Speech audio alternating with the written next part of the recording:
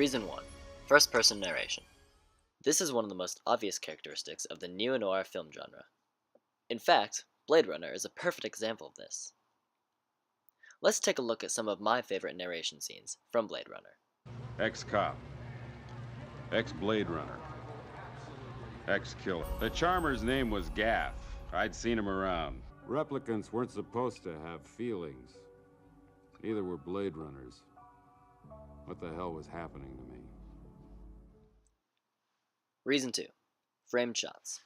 By using certain elements of the background and foreground, such as pillars, as seen here, windows, and other miscellaneous frames, such as doorways, neo-noir films create a framed focus point in which an object or person is framed within these so-called frames. Now let's take a look at some of the more obvious shots of framed shots from Blade Runner.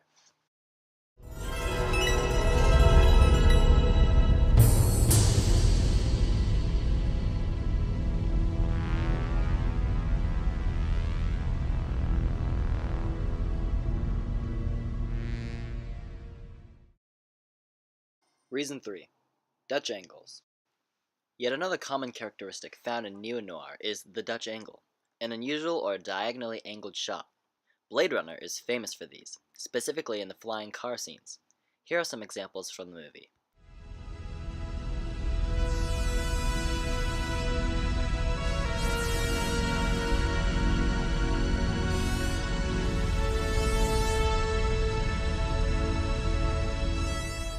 Reason 4.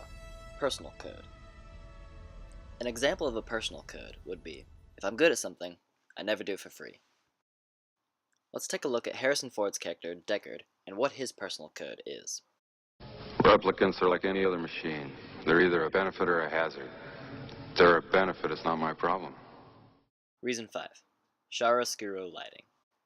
Chiaroscuro is an Italian term which means light and dark, and refers to the high-contrast light and dark style used in Renaissance paintings and later in neo-noir cinematography. Here are some examples of chiaroscuro lighting found in Blade Runner.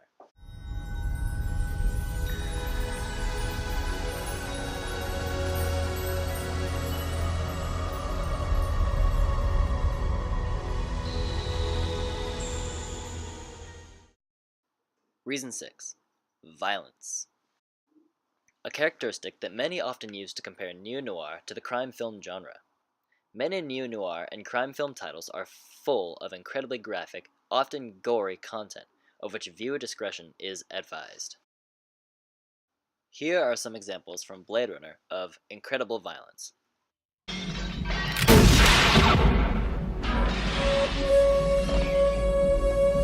Let me tell you about my mother.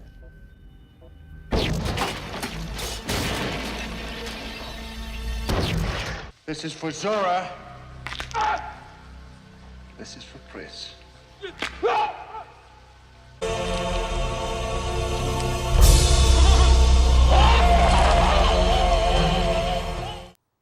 Did you notice how in those last two scenes there wasn't any actual violence on camera, even though you could tell by the sound that it was happening? Like when Deckard's fingers were breaking behind the wall?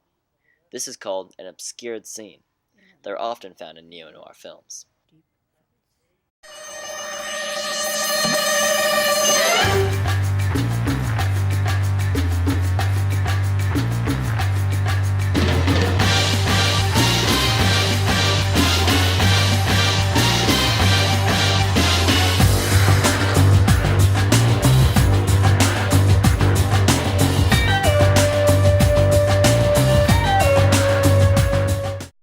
That was my example of what is quite possibly my favorite, the long tracking shot.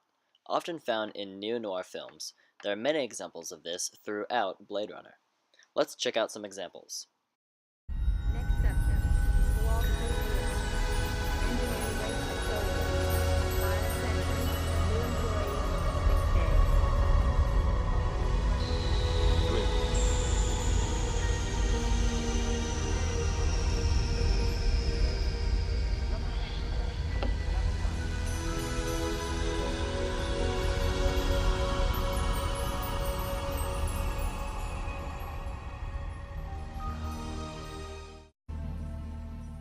Reason 9. Eroticism and sensuality.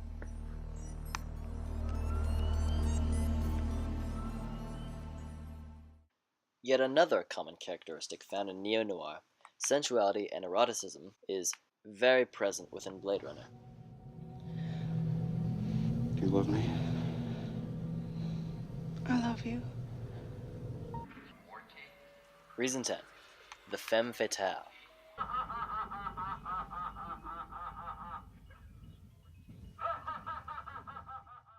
Pris, a quote-unquote basic pleasure model and one of the main antagonists in Blade Runner, acts as the femme fatale of the film. Though many would argue that Rachel is the true femme fatale, I would have to disagree, for Rachel does not deceive, let alone use her sexuality and violence against others on purpose. Pris does exactly this, as seen here. Reason 11. A cynical and word-wary protagonist. Throughout the film, you will notice that Deckard never speaks unless spoken to, or under very specific circumstances. He is untrusting, as he should be considering his line of work. Reason 12. Urban and nighttime settings. To put it shortly, the entirety of Blade Runner is shot at night in an urban setting, which is a very common characteristic of neo-noir. And finally, why is Blade Runner not just a simple crime film? Well, while crime films rely on following a criminal or focusing on a single criminal act, Blade Runner focuses more on neo-noir aspects such as character development, a stylistic approach, unique cinematography, and a much more complex storyline. Thus concludes my argument for why Blade Runner is in fact a neo-noir and not a crime film. Thank you for watching and have a good day.